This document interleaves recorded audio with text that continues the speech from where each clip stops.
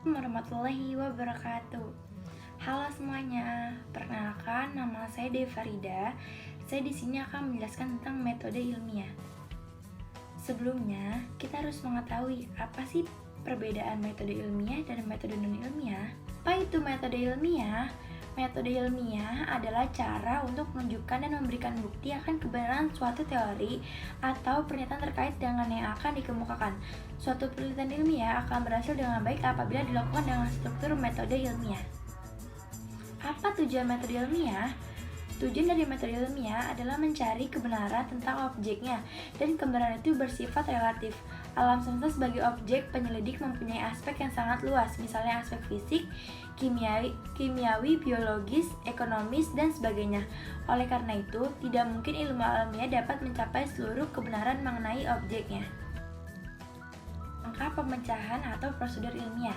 Yang pertama itu adalah merumuskan masalah, yang kedua itu menyusun kerangka berpikir, yang ketiga itu menyusun hipotesis, yang keempat itu melakukan eksperimen, yang kelima itu menganalisis data, yang keenam itu menarik kesimpulan, dan yang terakhir itu membuat laporan penelitian.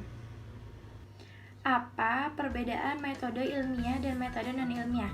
Yang pertama, metode ilmiah. Metode ilmiah mempunyai perumusan masalah yang jelas. Yang kedua, masalah merupakan hal yang dapat diamati. Yang ketiga, jawaban permasalahan didapatkan dengan data yang ada. Yang keempat, proses pengumpulan data analisis serta pengambilan keputusan berdasarkan logika yang benar. Dan yang kelima, kesimpulan dapat diuji untuk orang lain.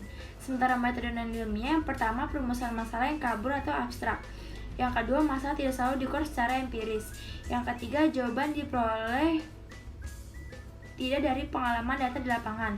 Yang keempat, keputusan didasarkan pada hasil pengumpulan data dan analisis data secara logis. Dan yang kelima, kesimpulan tidak dibuat untuk diuji oleh orang lain. Contoh penelitian metode ilmiah. Contoh dari metode ilmiah yaitu sebuah skripsi.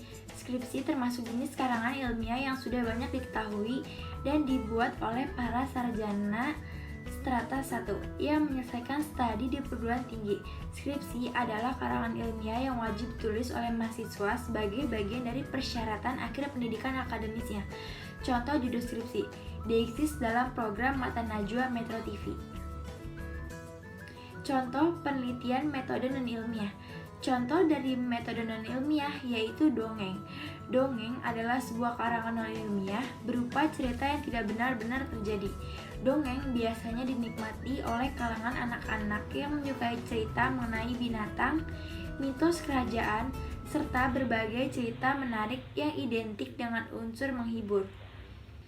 Kesimpulan, dapat disimpulkan bahwa pengetahuan dapat dihasilkan karena sebuah usaha, dan disimpulkan juga bahwa pengetahuan yang terbentuk dari setiap individu bergantung pada setiap pengalaman, dan pengetahuan juga mempunyai sumber dari orang lain. Terima kasih.